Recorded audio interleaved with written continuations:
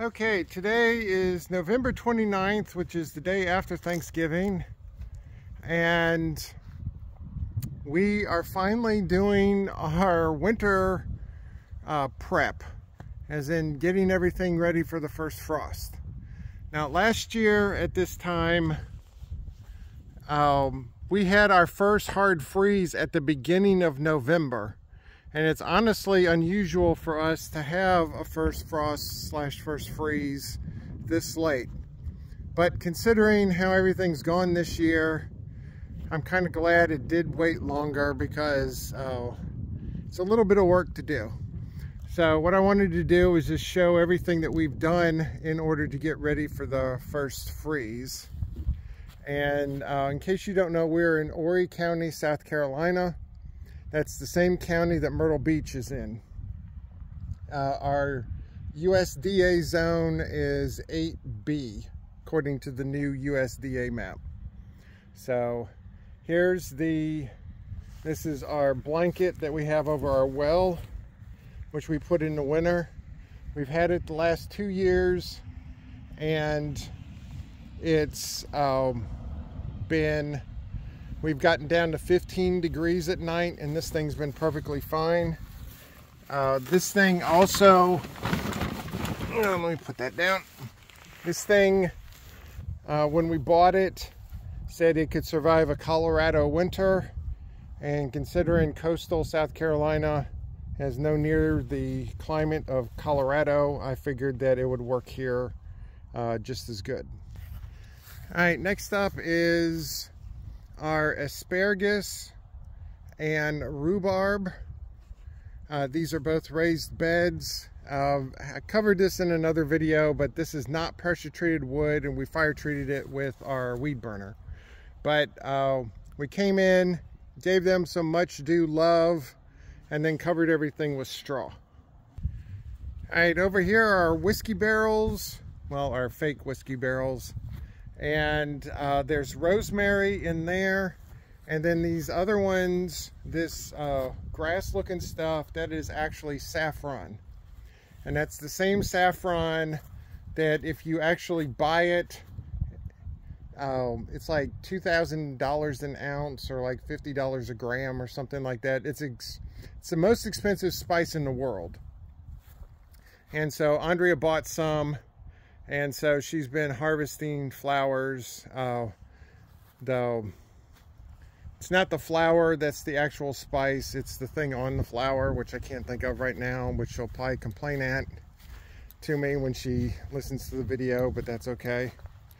But she's been harvesting the flowers for I think like 2 or 3 weeks now. But the rosemary was here is because we're gonna have winter lettuce. We're gonna have leaf lettuce, and all you have to do to keep the rabbits and the deer away is to have a fragrant herb, which in this case is rosemary. So we had, earlier this year, we had a rosemary in the center of one of these things, and we had leaf lettuce all around it. Never got ate once. Nothing got ate because the deer and the rabbits hate the smell of the rosemary. But it doesn't have to be rosemary. It could be lavender. It could be mint, although you have to be careful with mint. It could be any fragrant herb. We just happened to pick rosemary. All right, in the back here, we got our little cover things over the hose bibs. We also had one on the front, which I forgot to mention, but it's the same thing. And then this is our extension cord that goes to the heater to the chicken coop, which I'll get to in a minute. And I also need to take that down. That's our solar power bug zapper, which actually works pretty decent. So let me go over to the chicken coop. I couldn't stay outside for too long without the guys having to come out, so I had to take a little detour for them. Okay, so I've showed this on another video, but here's our panels that we have on the chicken coop. These are primarily to block wind. So when today, where it's kind of a windy day, the chickens don't get cold wind on them, so they can stay out in the run longer. If we were more in the northern climate, we'd have to protect the entire run, but we're in the south, and we don't get snow here, so just doing this is fine. We did this last year and it worked out really well, and we can reuse it. And then the other thing we did is the water container is the one straight ahead, and we have a little heater, and that's what that extension cord is for. It's a little heater to keep the water from freezing at night. This won't work if you're in a northern climate because it'll get too cold, but for us at night when it gets below freezing, we just plug it in, turn it on. Then in the morning when it gets above freezing, we just unplug it.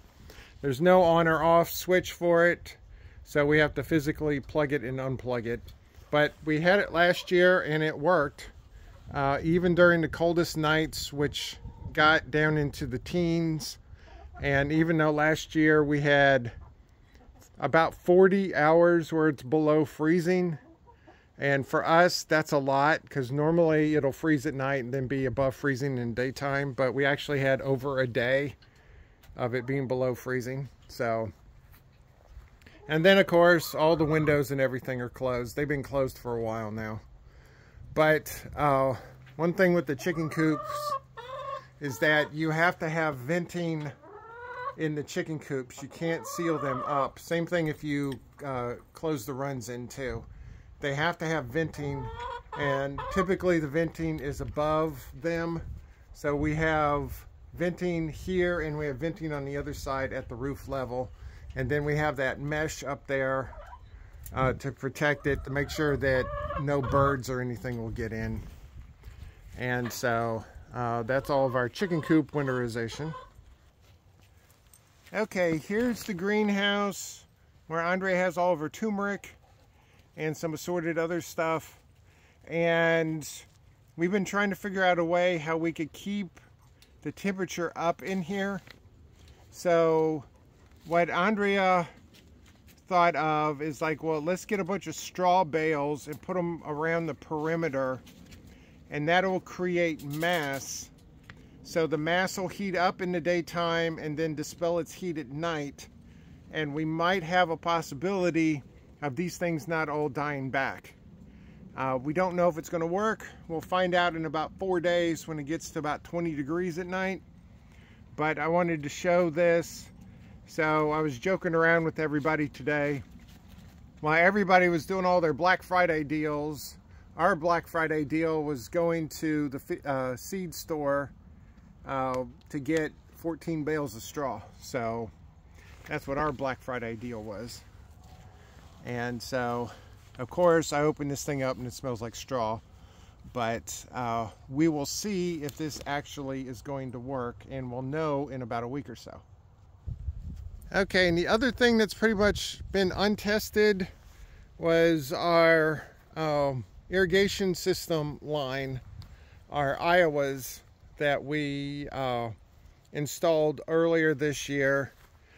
We installed a 1.5 inch pipe about 12 inches underground from the well, which is the little building in the center there. And we put a pipe all the way out to here. Then we teed it off. We got an Iowa here, an Iowa where the little shade cloth is, and then turning around, we have an Iowa right there. Now, what's special about these is that these are called freeze-less systems, which means that right now, with it being closed and with this not being impeded, as in it doesn't have a hose or something attached to it, there is no water in this entire column right here. There's a little drain that's down at the bottom of it, and so when it's in this position, it will drain out and into the ground. Now, on the installation of these, they say to put gravel or something around it so it won't erode dirt. But then what you do is, you have to make sure that that is below the frost line. So for us, we really don't have a frost line. And so the guys are playing over there, so that's good. The more they play outside, the less they play inside. So the Iowa Well, as long as the piece that allows the water to come out, as long as that's below the frost line, then these things will not freeze. And then of course, if all you need to use it for, you just open it up, turn it on, water will shoot up the top, it'll come out, and then when it's done, it'll drain back down again. So that's the theory, at least. Even when our ground does freeze here, it freezes no more than like maybe a couple of inches or so. And it's simply because we don't have weather that's below freezing for any extended amount of time. So if you're in the Midwest or something like that, these things would probably be down about 3 feet. And the manufacturer has different lengths. So the height above ground is always about this tall. And then, so if you have a frost line about 3 feet down, then it would be 2 feet taller than what that one is. So that's our Iowa system. And then the last thing, of course, is our garlic that we just finished planting. I did a garlic clove video, and I'm getting ready to finish up and do a garlic corm, finish up the garlic corm video. But the corms are on the 3 rows to the left here, and the cloves are the 6 rows on the right side over there. And we put the straw down to help insulate them and to help with weeds. And we have our drip tape system. We have the drip tape lines themselves on the rows. We have 2 of them per row. And we, but they're not plugged into the system, so they're dry right now, so they should be good all winter. But we'll find out in the spring when we fire it up. But that's about it. I know there's some other stuff that we did and I can't think of right now, but those were the main things. So one of the fun things about living out here is you got a lot of stuff that you got to do.